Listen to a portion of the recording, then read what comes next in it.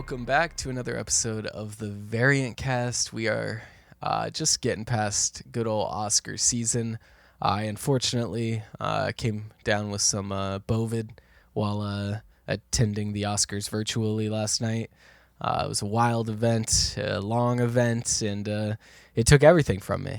But I'm here. We're going to be talking about the Best Picture nominees and a bit of other news and stuff if you're listening on the audio pod, but we'll also have all of these reviews available in video form with our live reactions as well on the channel. A bunch of different stuff going on, so make sure you check out the YouTube channel for that. How are you doing today, Trent? Doing good. Surprised that you came down with the case last night. I went partied up at the after party. Didn't seem to catch anything, but hey. You can't win everything. Yeah, I was hanging out with Bradley Cooper's crowd, so I see. They do not wash their hands. But something that maybe did happen was maybe not a washing, but a sweeping of the Oscars. Yep. And it's going to be the first picture we talk about. We've talked about it on the show before, but now that it's solidified in its legacy as a Oscar Best Picture winner, let's talk some Oppenheimer. Yep. It swept basically, I'd say 50% of the awards. I got the list right here. It won Best Actor, Best Picture, Best Director, Best Supporting Actor, Best Original Score, Best Cinematography, Film Editing, Best that one's not right. But yeah, so that's a quite a big number of Oscars that it won. Did it deserve to win all of those? Maybe not. I think that I think it certainly deserved to win, a lot of awards, but as we'll get into in a little bit, there's some other big or Best Picture nominees that I think are deserving of some of these awards. But for the most part, Oppenheimer was obviously solid blockbuster movie. You don't normally get like blockbuster movies that are about like a historical event like this, and I think that as people have said time and time again, like this movie just seems like Christopher Nolan just like firing on all cylinders, and it seemed to pay off. Yeah, I mean, I think I was surprised just given like it didn't feel necessarily revolutionary, and maybe that's just because of where it came out and where it kind of sits in Christopher Nolan's like career arc. Like he's kind of done all of this stuff before, and Oppenheimer really is just kind of a culmination of everything kind of just being put together in a really tight, nice way. And I think it's like the perfect blockbuster for the Oscars, where it's a bit more highbrow for him and a bit more thinky, and it took some chances in terms of sound design and just cinematography as well. So it took enough chances. It didn't stay too safe, but it didn't just go full off the wall. I think it's absolutely fair that it won. Now, on my list, I had it about 3 or 4. That's just like the way I personally enjoyed these movies. But in terms of like what is the best picture, I'm not gonna sit and argue with someone that it's not Oppenheimer, because it's not like egregious if it's not. Yeah, definitely. I think that there's definitely a lot of like, I think that Ludwig Göransson definitely deserved to win best score. I think that the music in Oppenheimer was great. Robert Downey Jr. definitely deserved to win best supporting actor, because he's been doing it for so long. He's actually the first Saturday Night Live cast member to win an Oscar ever. So that's kind of crazy. But yeah, I think that it's well deserved. And yeah, not much more to say about it, I feel like. If there's, yeah, I mean, can't say it's March of 2024. What are we going to say about our Oppenheimer that hasn't been said already? Yeah. I think the two that I was like iffy on in terms of like, 100% were best score and cinematography. Just because I think those were two that you absolutely could have given to Poor Things. And yeah. While we're on the topic, might as well just get right into Poor Things. Poor Things got the second most Oscars, right? Yep. By a pretty large margin of numbers of Oscars in between, but yeah, it won Best Actress or Emma Stone won Best Actress and won Best Costume Design and Best Production Design. And all those things, I think, were very deserving because that movie looks beautiful. Like it's just like it feels like every frame of the movie could be like, you know, like a avant-garde like photograph from like the like the 60s or 50s, back when like that was like a big thing at the time. But it just seemed like it's just super artistic, and the liberties that it took to create the sets and stuff, I thought were the best of any movie that this year. Yeah, no, it was definitely interesting watching the Oscars as like a viewing experience, and I don't think I realized until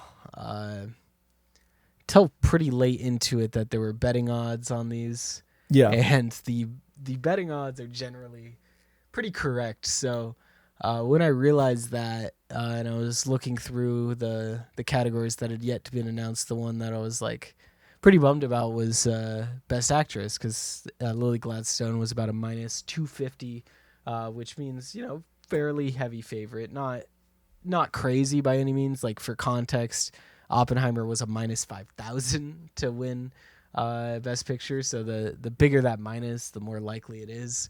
And it was probably the most excited I got during the whole broadcast was when Emma Stone won for Poor Things, just because I think she absolutely deserved it. If there was just no genders involved, I think it was just the best performance by anyone of this year of all of the nominated movies. Yeah. I don't really see a good argument for anyone else in terms of, you know, what she did.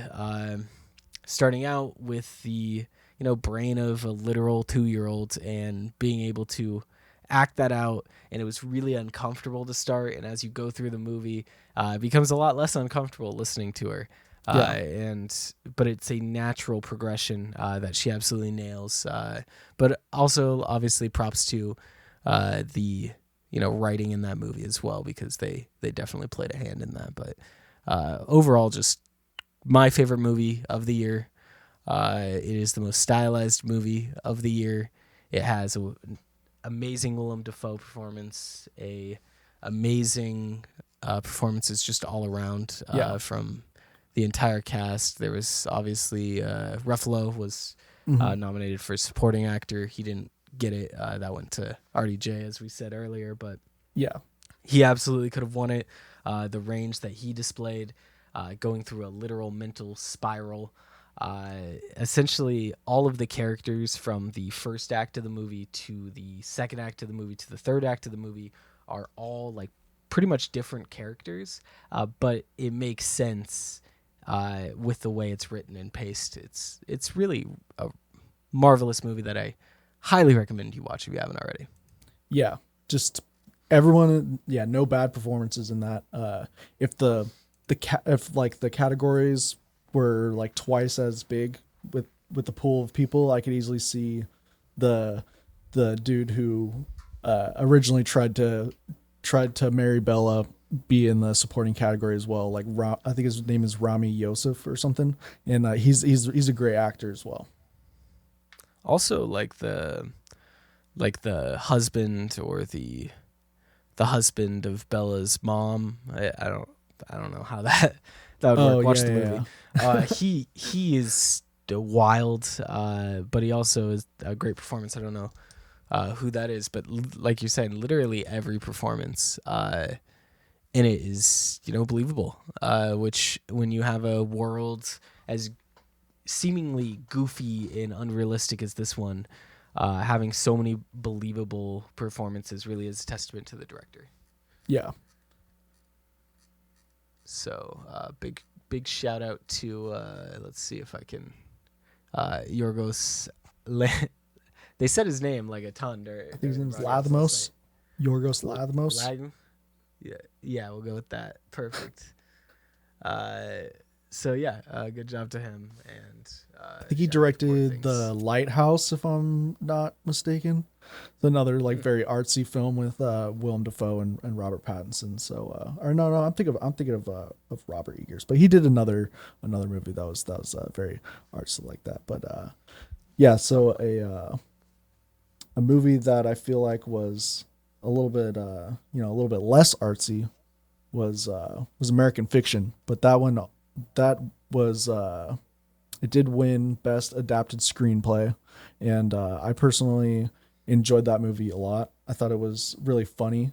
The themes throughout it, like sometimes it was a little bit on the nose, but I felt like it worked with the story and like with the world that it was telling it in, Yeah, no, for sure. It's definitely like a little on the nose to start, but it makes more sense as it goes through. I think exactly. I think it really captures the dysfunctional family dynamic. Mm-hmm.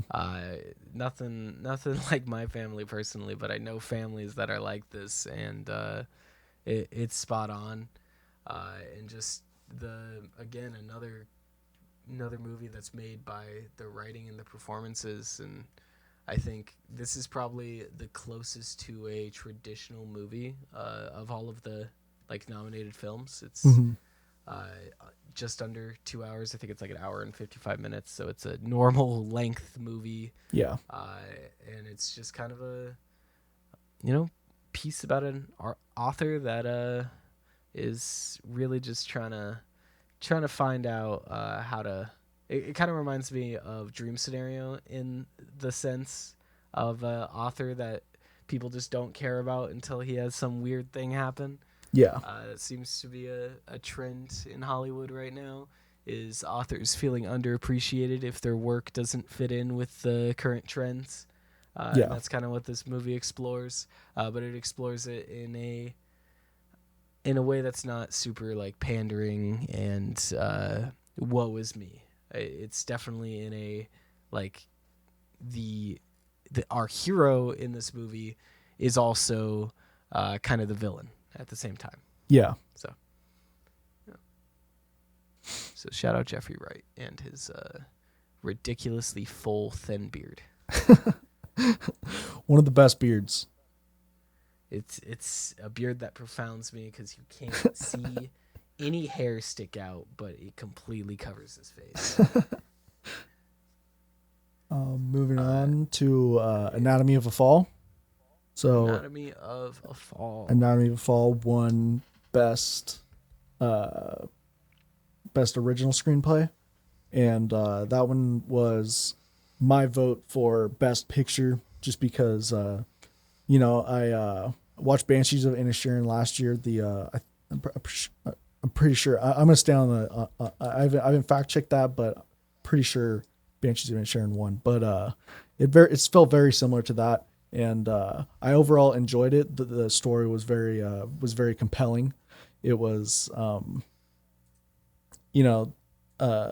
enjoyed how like Poor Things. It was every actor in it was a great actor, including the dog who ended up being at the Oscars, which was cool. What movie are you talking about? Banshees of Inisherin. Because we had this discussion yesterday, and there's no way it won Best Picture.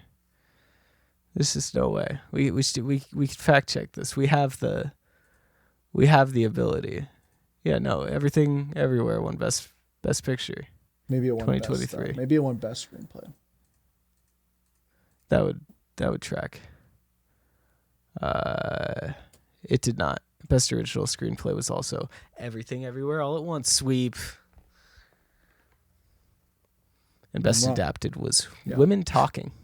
I think you had a fever dream, Trent. It was a very vivid one because you were willing to stay by it, and I respect that. Yeah.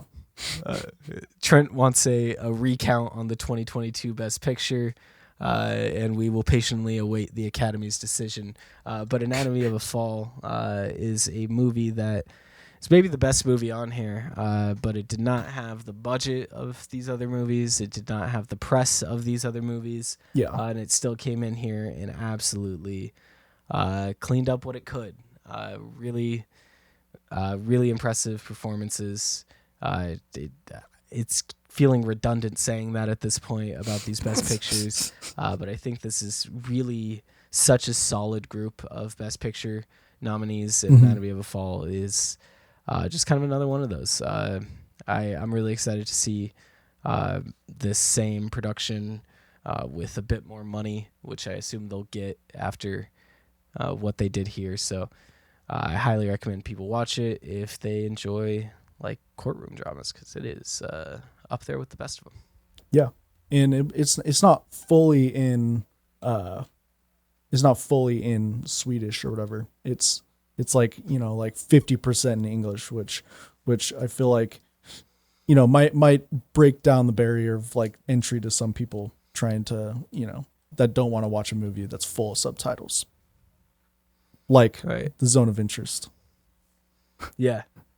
Yeah. The Zone of Interest is a weird one because it's just like the first 30 minutes of that movie are just like shots of people walking down various hallways. Yeah. It feels so there's a lot of really interesting cinematography later in the movie, and really the first scenes are kind of building up to that. And after the 10 minutes of silence in the beginning of the movie.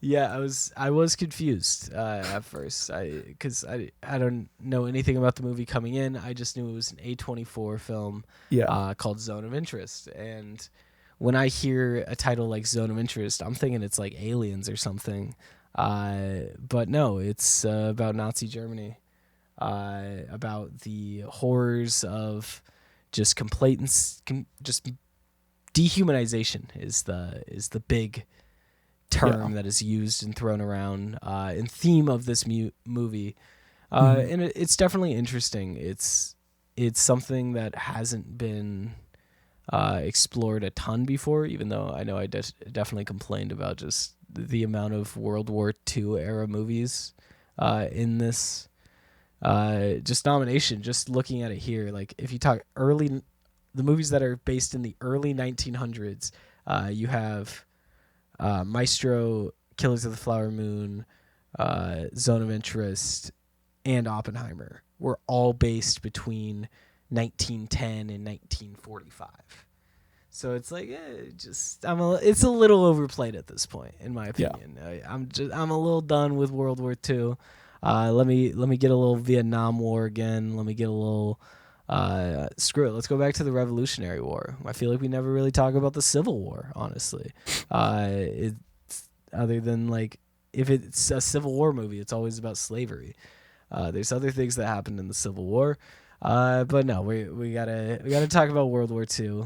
But I at least appreciate Zone of Interest for giving us something new. It's not just a storm in the beaches.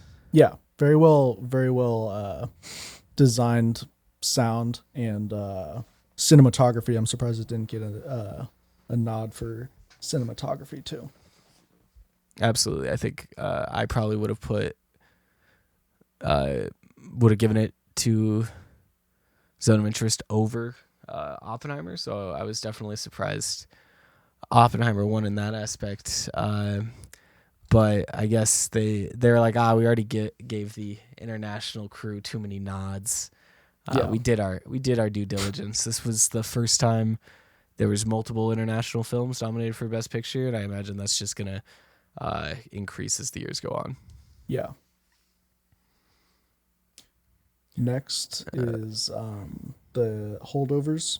So the Holdovers surprisingly only won one award, which was Divine Joy Randolph winning Best Supporting Actress, which rightfully deserved. She's fantastic in that movie.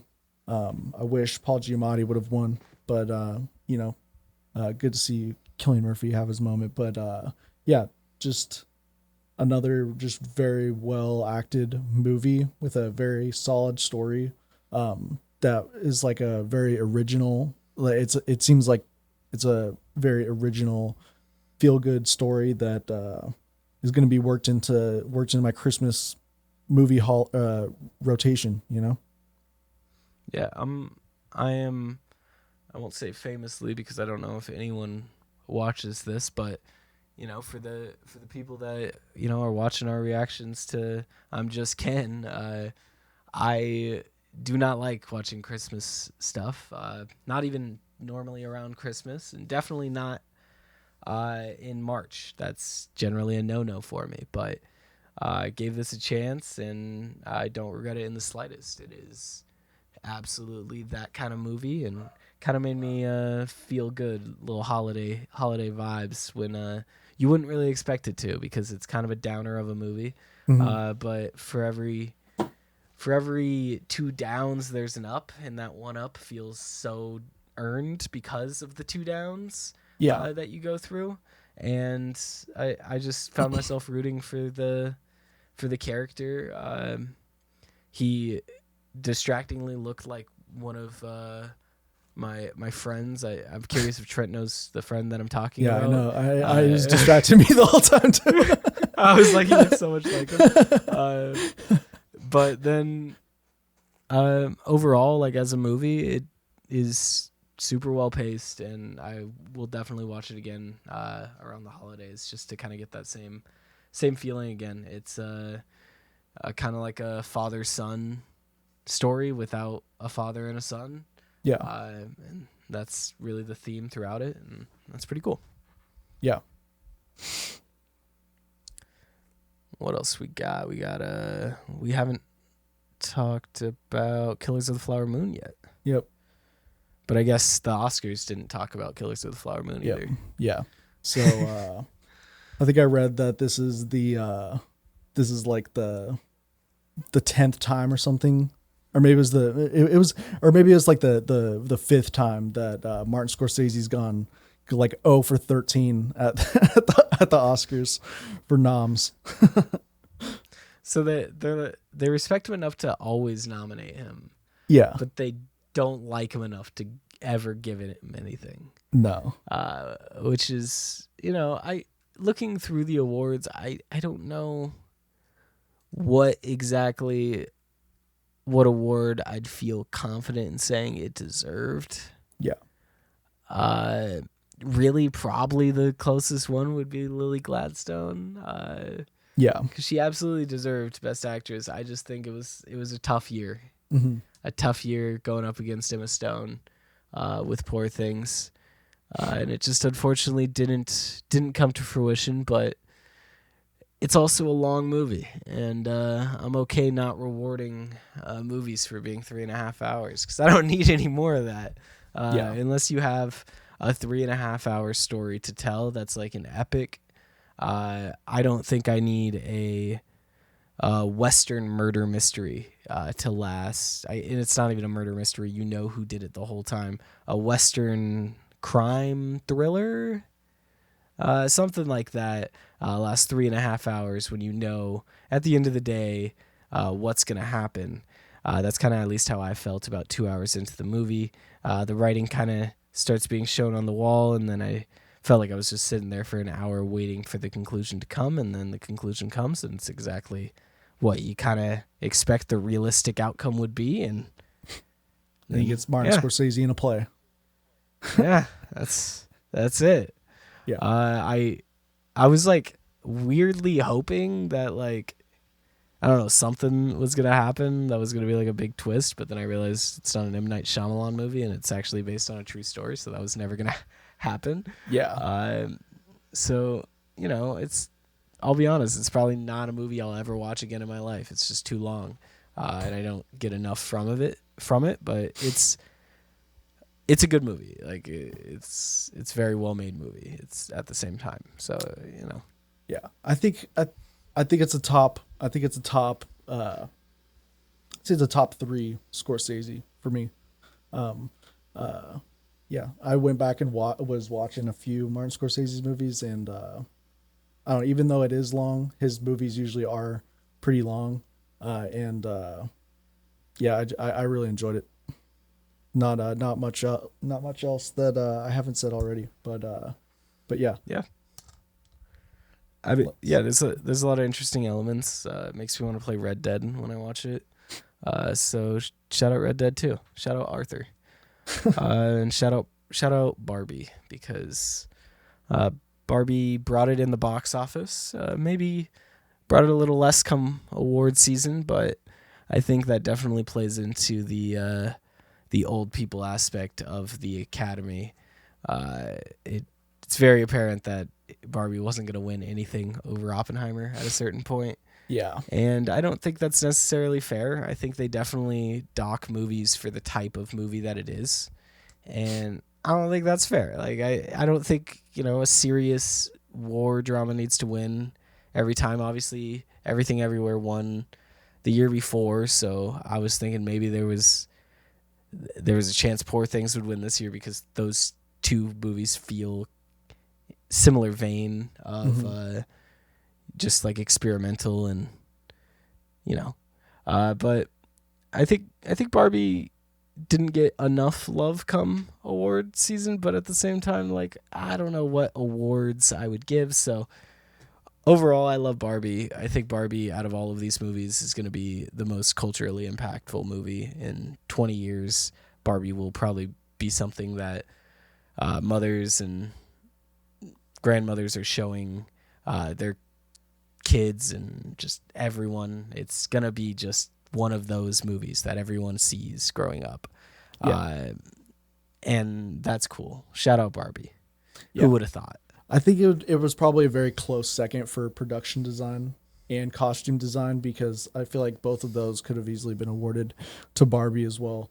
But yeah, Barbie, it's hard to deny the impact that Barbie had, and just the amount of buzz that it got, and how many people it got into the theater. I remember going like opening weekend, and there's just the most packed I've ever seen the theater. So for that reason, I feel like it should have got an honorary.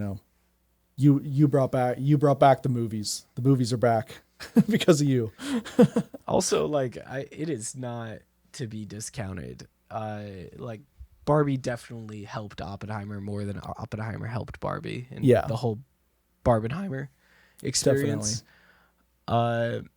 So like, there's a world in which, Killers of the Flower Moon, for instance, was a financial flop. And there's definitely a world where Oppenheimer I don't think is a flop, but isn't nearly the commercial success that it is. And I don't think we're sitting here with it at a minus 5,000 to win Best Picture if it doesn't have the financial success that it does in that summer run.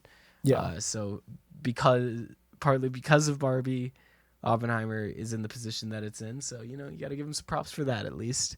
Yeah. And you are right. They were actually the favorite to win the best costume design. Poor Things was number 2, but was able to win that. One that didn't win anything, thankfully, was Maestro. Yeah. Maestro, I don't know how many people, even all the people that say, I watched every Best Picture nominee, how much of Maestro did they actually watch is the question. Trent, I know you tapped out Yeah. At a certain point, I watched it on 1.5 speed. Most people it's a slog of a movie. Yeah. It's like Bohemian Rhapsody if you one sec.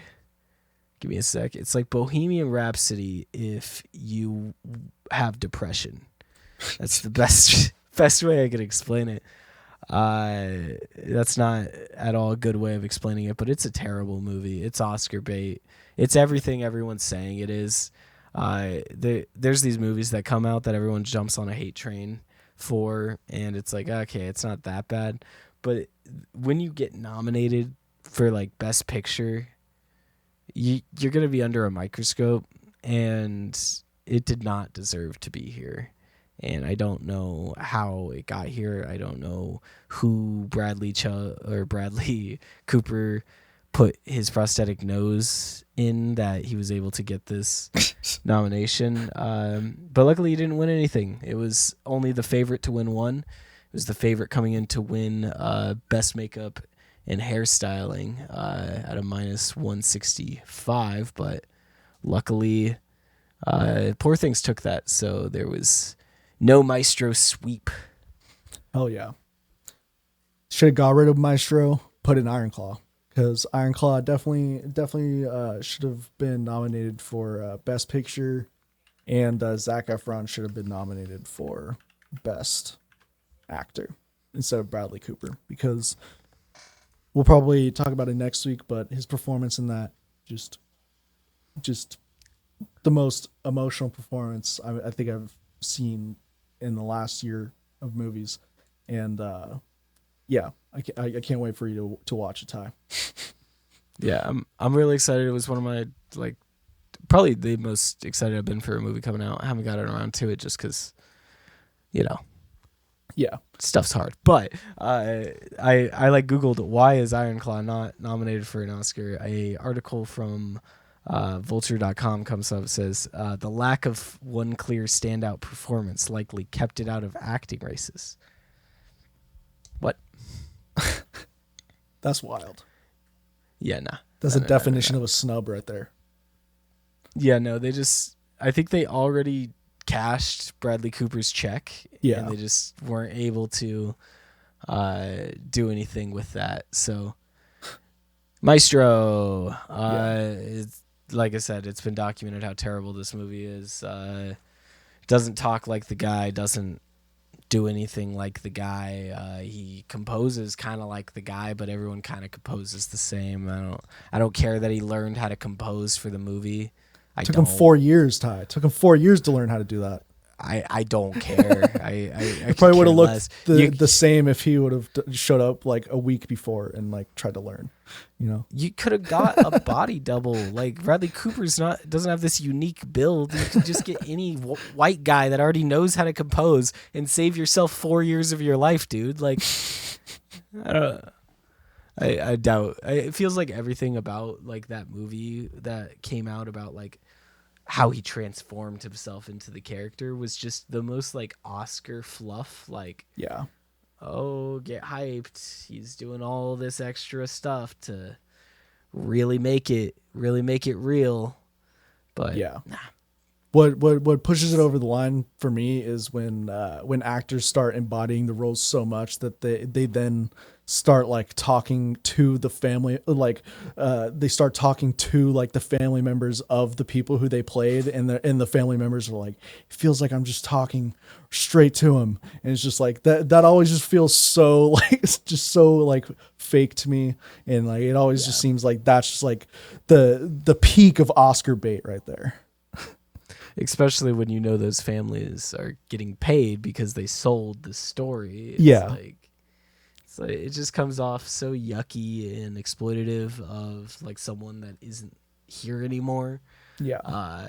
It just sucks, and it's also, here's how you know it's Oscar bait is no one wanted this movie. No one, like, if we're being honest, like audiences don't care about composers, but who does care about composers is the Academy, and that's what he was hoping to tap into with this. But back to the drawing board. maybe make a biopic about like a Jewish filmmaker, Bradley, and then you might be getting somewhere. In Nazi Germany I think that goes without saying though. Yeah. Is that all of them though? Is that all? We haven't talked pictures? about Past Lives. Last one. Oh, right. Past Lives. Past Lives didn't get enough love. Definitely not. I don't know for sure, but I'd be willing to wager lowest budget on here. Mm-hmm. But the amount of care that went into this movie is really spectacular. I'm a big I try to date movies, not like romantically, but like calendar date movies. Yeah. While I'm watching them, and this one obviously spans over years and years. And something I think they did really well is like the technology, being actual like technology of the time. Like they nailed the early 2000s Skype calling. I thought that was just cool to see. There was no like green screened on web calls. Like they were real web calls, which I never understood why it can't be cheaper to green screen in a camera over it. Just do a normal Skype call. Yeah. It can't be You just have that to be a random hard. room. Yeah, like I've never understood that. You could have like a separate microphone and just like fix the audio afterwards. I don't understand why they are so obsessed with using a green screen on these phones. Probably so they could change whatever it is on it later in production, but I just don't see that as a really that much of an upside. Yeah. For how much worse it looks, and I think Past Lives shows that like sometimes doing less is more. This is a really emotional movie and one of the best scripts out of all of these really really awesome scripts. So Yeah. I think it just didn't have the over the top pizzazz that a lot of these other movies have to bring home any of these awards. Yeah. But I think it shouldn't be lost as one of the best films of the year for sure. No, yeah, the two leads in that were like really great. I'm surprised that they didn't get a nomination. But yeah, that's the script is super super solid in that movie, and I really enjoyed it. I think that was the movie I recommended to you last week actually. So because they were talking about it on the pod. I think I was supposed to watch Past Lives and Poor Things. You ended up watching 8 movies. Watching 8 movies in 2 days. Maybe that's what took me out. I don't know. I got over cinema'd myself. Yeah. So, but that does it for our recap of the Best Picture nominees. We got a little bit at the end of the show. We're going to be talking about some Rotter Tots, as well as just some news that's been going on, but hopefully a bit lighter of a show as we recover from Oscar season. Yeah. So should we get into some news? Let's go through the Rotter Tots first, just to kind of give everyone like an update where we're at. Currently, I have a record, just some housekeeping things. I have a record of, what is this, 6, 9, and 5. I have a record of 9 and 5 currently, but I still have 2 movies to go for February, or for March, technically. And that being Blood and Honey 2, the Winnie the Pooh. That one's pretty much guaranteed win, let's be honest. Yeah. And then Ghostbusters Frozen Empire, I think that one's a coin flip. And then Trent, you sit at, what is it, 5? 10 and 5. 10 and 5, okay. So we're pretty much 10 and pretty 6. much deadlocked. But you've been on an absolute heater on your bad movies. You haven't missed a bad movie since 2023, all year. Yep. Feels good. You went with Spaceman and Ricky Stanicky, which we'll be talking some Ricky Stanicky next week. along with Ironclaw for those interested in the Efron verse. Yeah. And then you went with Dune, which was a little gimme of a good, and then we're still waiting on the Godzilla versus Kong here, which could potentially flip it. I think if you hit that, I need to hit both of my rots to tie it. But we'll see. As we get into blockbuster season, we'll probably be doing more picks, probably like three rots, 3 tots each, just as we have more movies to pick from. It's not the dry period where we started back in December, January. So yeah, cool. Let's get into some news. You got anything before I start going through these rumors? Yeah, I don't know if you saw this today, but James Gunn said that Peacemaker season 1 is not canon to the DCU. He said that season 2 takes place after Superman, but is not canonical to the first season. But some of the events of season 1 happen to the characters in season 2. I think that makes sense more than it sounds like it makes sense. Yeah. You watch like the first episode of season 2, it'll be like, oh, okay, this all makes sense. It's weird to call it season 2 almost. Yeah. I'm honestly not sure they will at the end of the day. I wouldn't be surprised if they call it like the Peacemaker. Yeah, like Peacemaker and it's just like his like team. Yeah. Peacemaker in the Peace Corps, Peacemaker in the whatever it is. Yeah. I wouldn't be surprised just because it seems like Gunn seems to have that kind of, especially since he's now running it. I think he will understand that fans, like casual fans, would get kind of confused at that. But at the same time, like I said, I think it'll get ironed out. Yeah. And like no one is watching Peacemaker. And are there any casual fans just watching Peacemaker? Like, yeah, I guess that's what I was about to say. Yeah. No like 50-year-old man that has never seen a superhero movie is just like scrolling through HBO Max and turning on Peacemaker. So yeah, it really isn't a big deal. Some of it's canon, some of it's not. The stuff that's not canon is probably going to be some of the Waller stuff, going to be some of probably the Justice League showing up for a second. That probably it's not canon. Yeah. Stuff like that was just like nods to the greater DCU. Probably is not there anymore, but literally everything else probably is. Yeah. I'm assuming that's probably the case. The other piece of news that I have is Mike Mitchell, who is an actor and writer. I think he wrote for Sonic 2 and the Amazon Prime movie The Tomorrow War. But he said he wants to do a Sky High sequel, and he wants to integrate it into the MCU. He says that he said that when Sky High came out, he talked to Kevin Feige about it. I don't even think he worked on the first Sky High movie, but I was looking it up earlier, and it didn't look like he worked on Sky High. But he said that Kevin Feige's talked about it, and he's a big Sky High fan. And he said that he could make a way to fit it into the MCU. So could this be the saving grace that Marvel's been asking for? Sky High will save the MCU. That is factual. At the same time, I don't need it to be in the Marvel universe. No, if it is, then does. Cool, I guess. But I think Sky High is an absolute missed opportunity. That in 2005 they came out with this absolute banger of a movie that our generation loves, and really wasn't a super high budget thing. It, a budget of $35 million for this thing. Obviously, budgets are different now.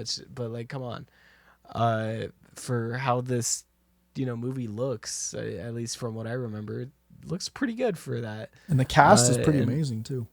Yeah, no, it's such a cool concept that just has never been explored in live action. Obviously, we get a bit of Gen V, which is, it's a superpower school.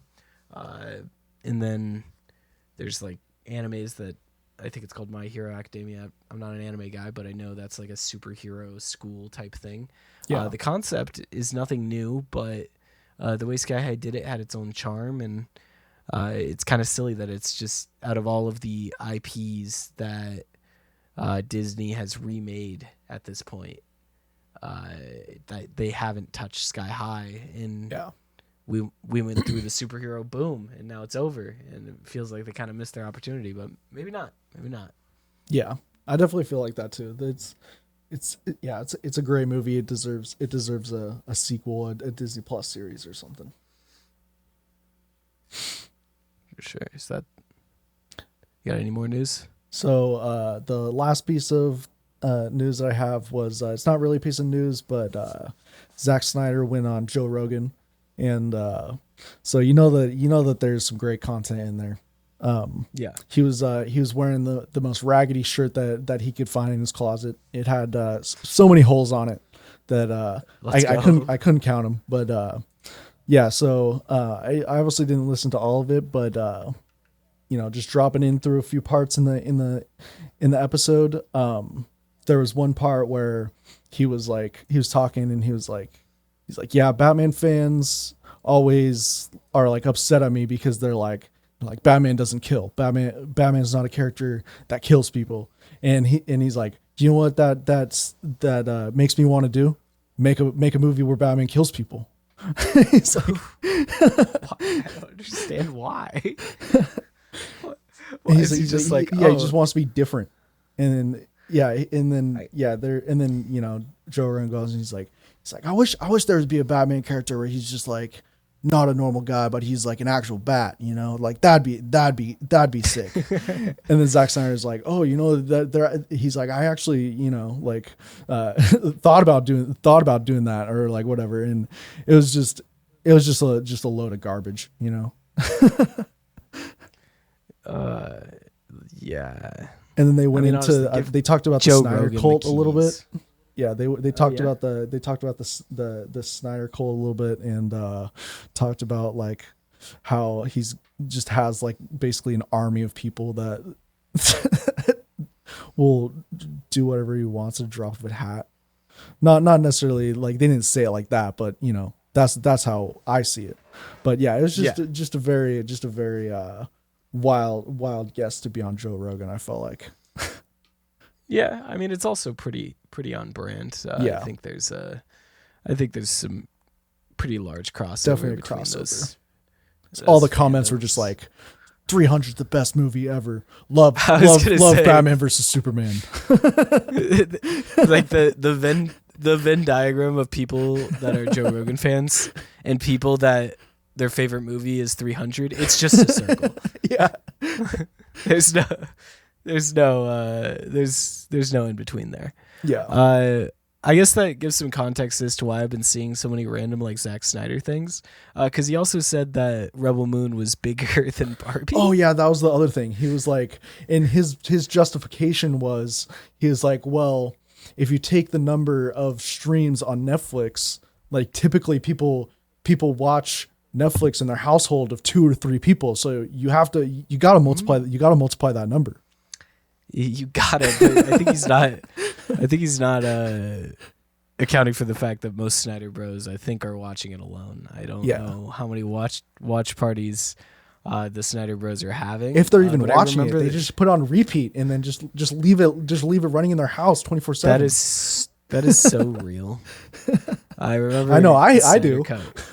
Yeah, bro.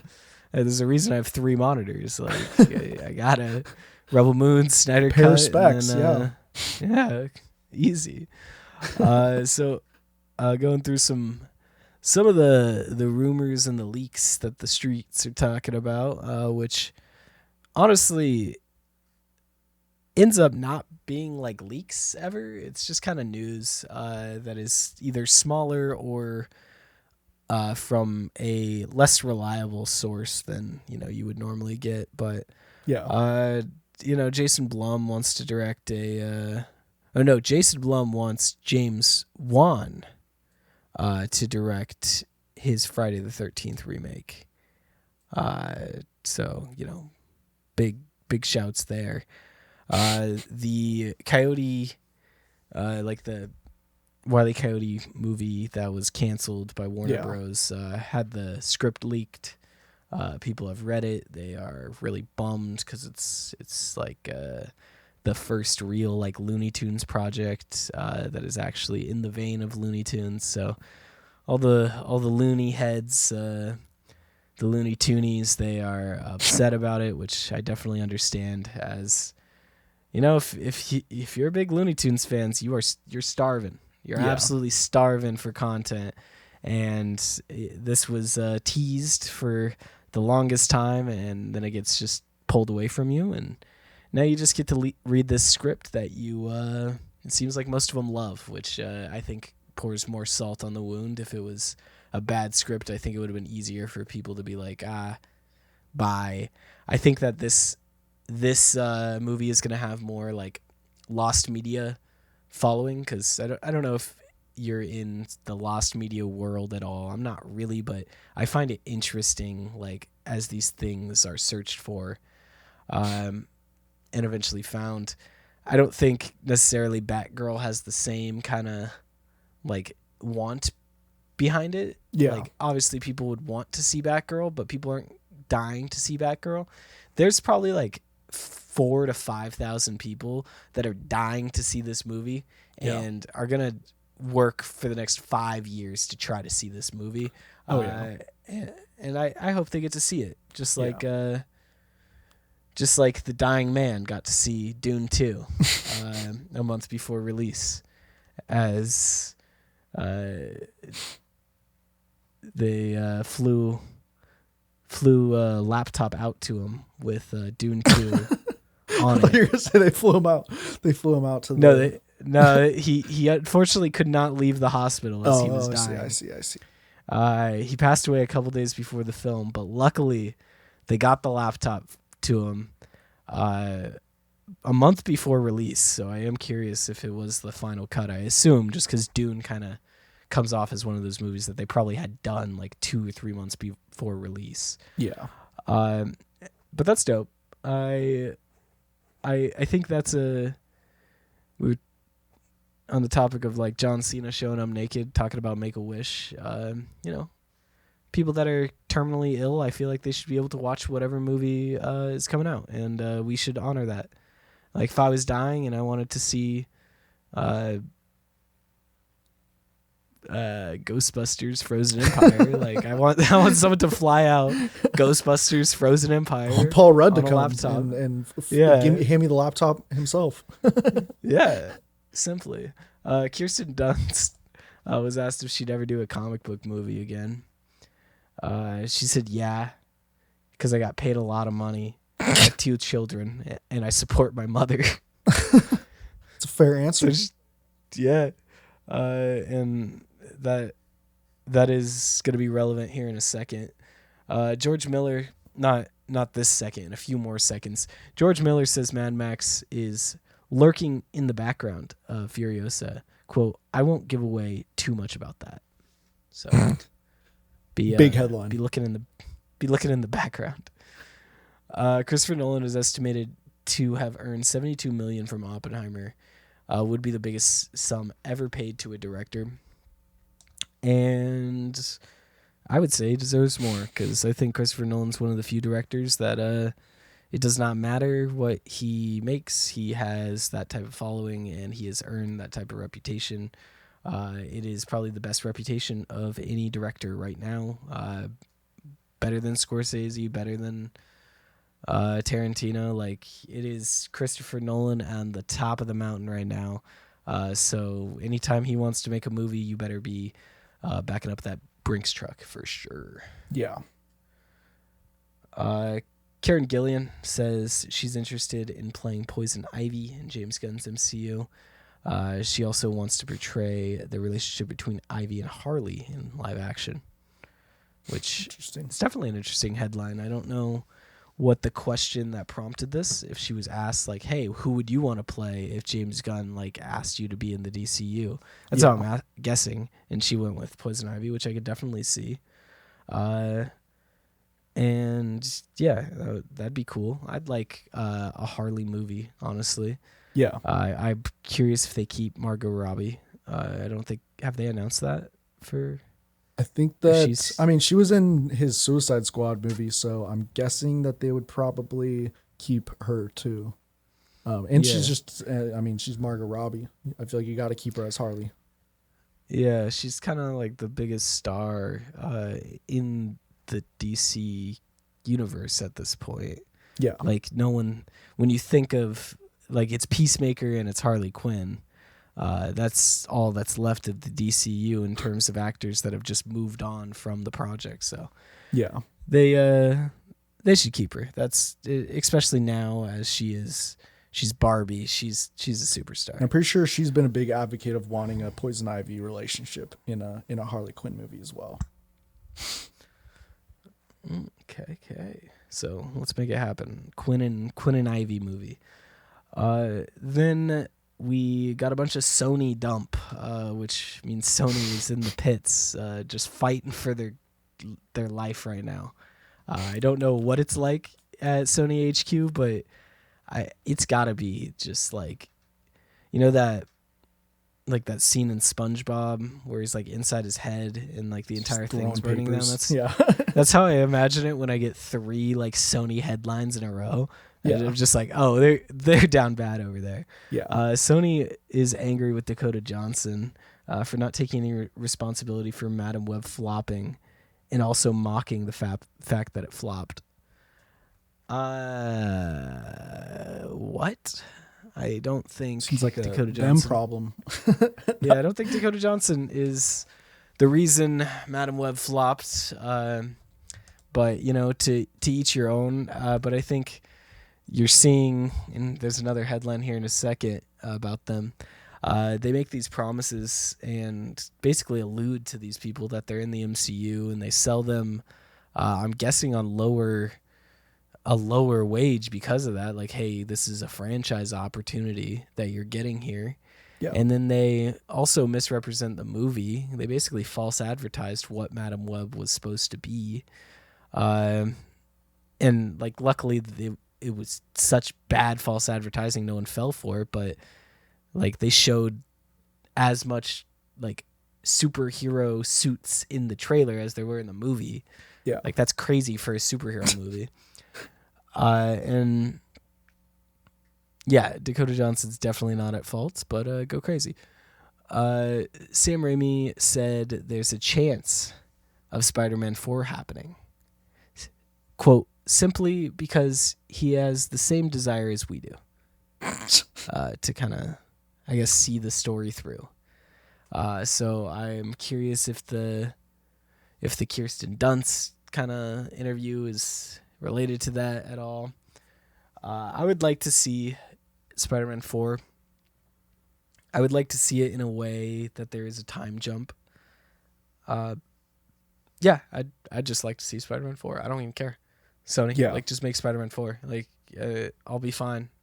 You could make all the random spin-off things that you want. I don't know how this works in terms of the fact that they're releasing a different Spider-Man 4 right now, but that's going to be called something else, and then it'll just be like Spider-Man 4. It'll be really confusing, but I think we'll understand it. Yeah, if you have the font from the Tobey Maguire Spider-Man movies, the font is it.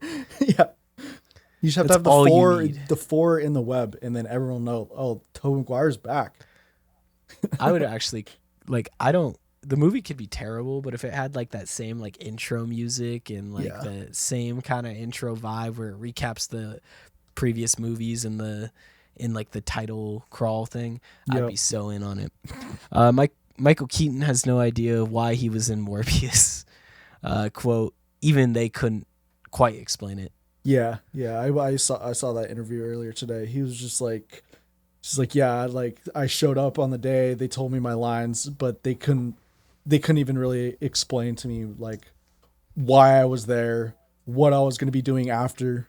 And he said that he saw Jared Leto in Morbius, and he in the like just like acting as Morbius, method acting, and he was just like, yeah, I'll just stay away from that guy.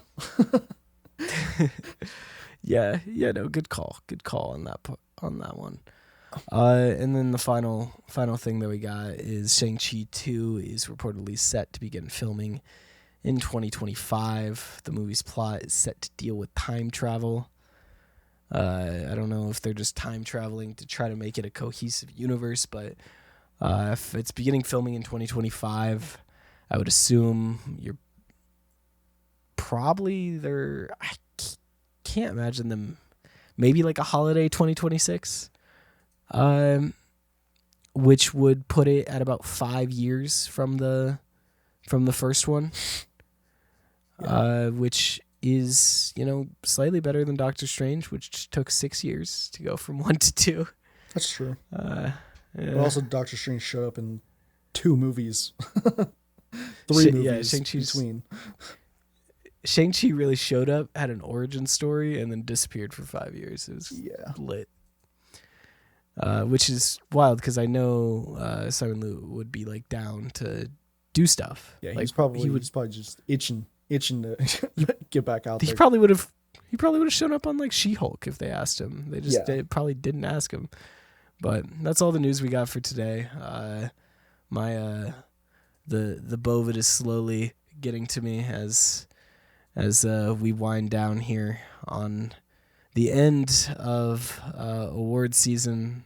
I want to thank everyone for indulging us during this time and watching everything. We had some of our best performing videos already, which is awesome to see, and appreciate all the support and all that great stuff. And thank you for listening. Yeah, thanks everybody for listening. I'll talk to you next week.